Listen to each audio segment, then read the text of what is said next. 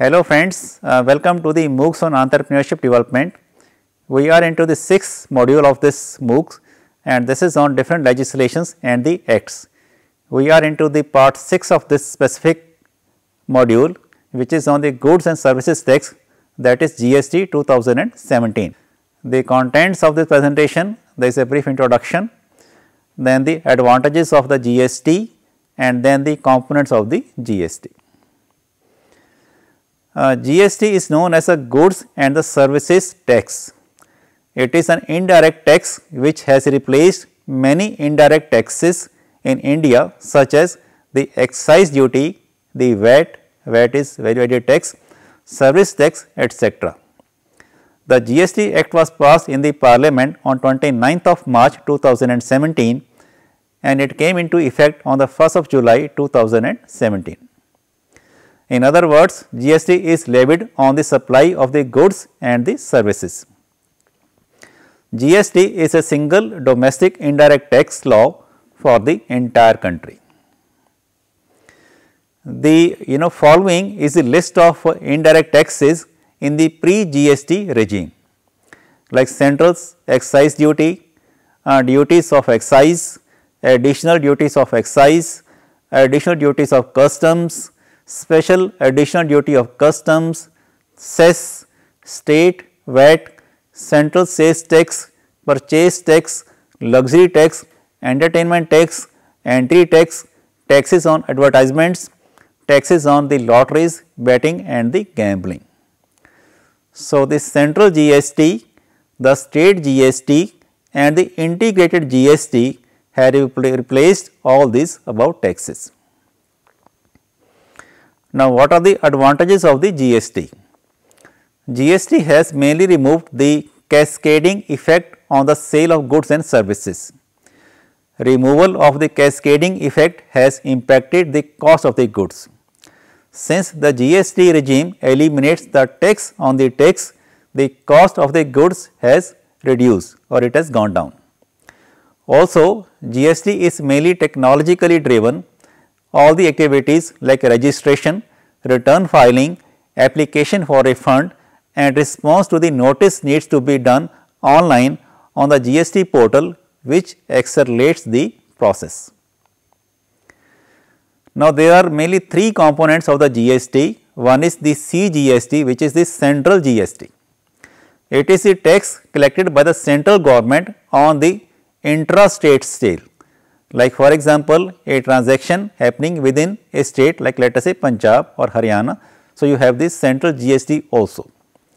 The second is the SGST, which is the state GST.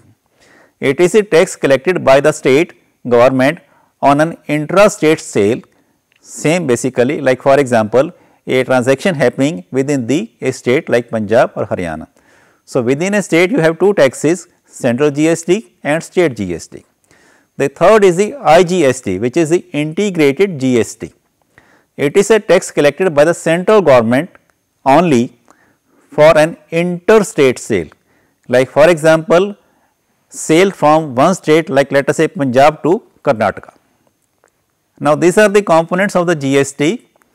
We can see on your you can see on your screens like there are different transactions, new regime and the revenue distribution. Now, let us talk of the first transaction, which is the sale within a state. So, for that the new regime is the central GST plus the state GST. And how much is the revenue distribution? The revenue will be shared equally between the center and the state. So, for any transaction happening within a state, you will have 2 GST, the central GST and the state GST, and they will share equally. The next transaction is sale to another state. So, for that we have only the IGST, which is integrated GST. So, there will only be one type of tax, that is central. In the case of an interstate sales, the center will then share the IGST revenue based on the destination of the goods. Next is the new compliances under the GST. So, there is something known as the e-way bills. So, GST introduced a centralized system of way bills by introducing the e-way bills.